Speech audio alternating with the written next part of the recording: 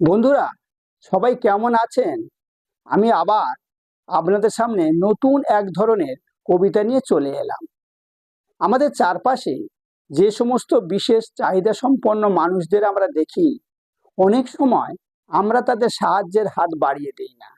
তাই সেই সমস্ত মানুষদের মনে একটা জেদ বা একটা আম, প্রতিক্রিয়া সৃষ্টি হয়। সেই প্রতিক্রিয়ার মধ্য দিয়ে তারা নিজেরা যথাসম্ভব স্বাবলম্বী হবার চেষ্টা করে। তাই সেই এক নতুন ধরনের নতুন স্বাদে সেই সমস্ত মানুষদের নিয়ে একটা কবিতা লিখেছি। কবিতাটার নাম শুধুই একাই।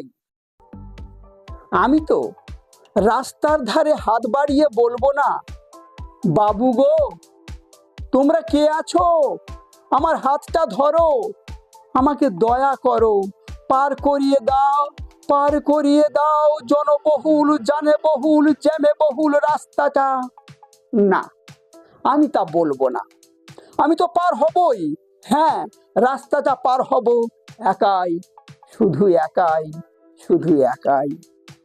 আমি তো মাথা নুয়ে দু হাত পেতে বলবো না, আমার বাপেরা, আমার মায়েরা, আমার ভাই বোনেরা, আমাকে দুটো পয়সা দাও, আমাকে ভিক্ষে দাও, আমি যে ভরাবো আমার এই অনাহারি পেটটা।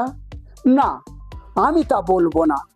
আমি তো আমার খরচ জোগাবই, হ্যাঁ, খরচ জোগাবো একাই, শুধু একাই, শুধু একাই।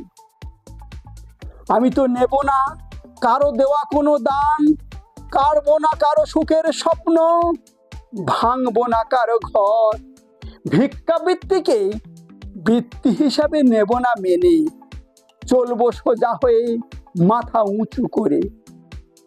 কাউকে যদি সঙ্গে নাও পাই, চলবো একাই, শুধু একাই, শুধু একাই। আমার মনের স্বপ্ন পূরণ করার জন্য আমাকেই তো, হ্যাঁ হ্যাঁ, আমাকেই তো চলতে হবে, চলতেই হবে, চলতেই হবে। হীনমন্যতায় ভোগার সময় আর তো নেই, স্বার্থের বেড়া ভেঙে মানবিকতার প্রসারে আমাকে কিছু বলতে হবে, হ্যাঁ, বলতে হবে, বলতেই হবে। না, আমি তো চুপ থাকতে পারবো না। কেউ যদি কিছু নাই বলে, তবু আমি বলবো একাই, শুধু একাই, শুধু একাই।